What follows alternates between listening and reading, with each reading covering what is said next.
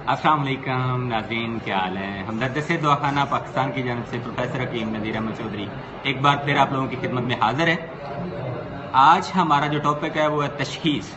अमराज की तशखीस जो है जितनी मुस्बत तरीके से होगी और जितनी बेहतर होगी उतना ही उसका इलाज भी बेहतर होगा।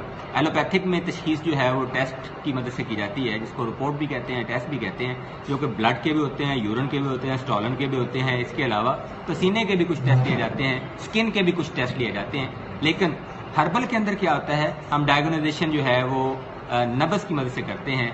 नब्ज़ की पल्स को काउंट किया जाता है। इसके अलावा उनकी लेंथ को, उनकी मोटाई को भी हम मद्देनज़र रखते हैं।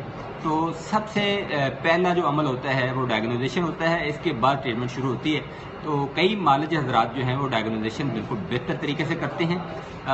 वो यहाँ तक डायग्नोज कर लेते हैं कि मर्ज अभी पैदा होता है और उसका स्टार्ट होता है तो उसकी डायग्नोजाइजेशन हो जाती है। लेकिन एलोपैथिक के अंदर क्या होता है, जब हम टेस्ट करवाते हैं तो टेस्ट तब तक पॉजिटिव नहीं आता जब तक तकरीबन 30 to 40% तक कोई भी हमारा ऑर्गन जो है वो डैमेज नहीं हो जाता। लेकिन हर्बल के अंदर ऐसा मुमकिन है कि कोई भी आपका मर्ज जो है वो अभी स्टार्ट हो रहा होता है तो उसकी डायग्नोजाइजेशन हो जाती है, अगर आपको नब्ज़ देखना आता होगा।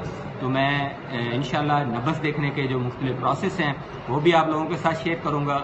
आप बज़ाते खुद भी चेक कर सकते हैं कि पल्स की जो स्पीड है या रफ्तार है उसको आप कैसे काउंट करेंगे। इसके अलावा जो नब्ज़ है यानी वेन जिसको हम चेक करते हैं, उसकी बाजू के अंदर डिपनेस यानी गहराई कितनी है, किस जगह पे हो तो क्या होगा, गर्मी होगी, खुश्की होगी, चूँकि ये 4 आर्गन्स हैं जिनको मद्देनज़र रखा जाता है। इसके अलावा नब्ज़ की लंबाई, मोटाई, चौड़ाई, ये सारी चीज़ें जो हैं वो काउंट की जाती हैं, जिससे हम ये एस्टिमेट करते हैं, जिससे हम ये अंदाज़ा लगाते हैं कि मर्ज़ जो है वो कौन सा पैदा हो रहा है और किस ऑर्गन में पैदा हो रहा है। लीवर में है, किडनी में है, हार्ट में है, ब्रेन में है, एनीवन कोई भी मर्ज़ जो है वो उसको डायग्नोज किया जाता है।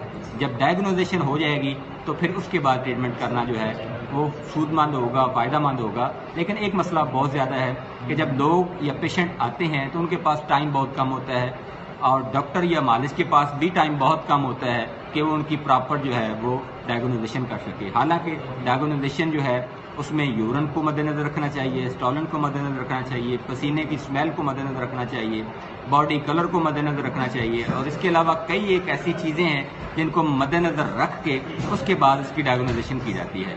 इंशाल्लाह इसके ऊपर भी एक प्रॉपर लेक्चर होगा जो बहुत जल्द आप लोगों के सामने होगा। तब तक के लिए इजाज़त दीजिए। अल्लाह हाफ़िज़।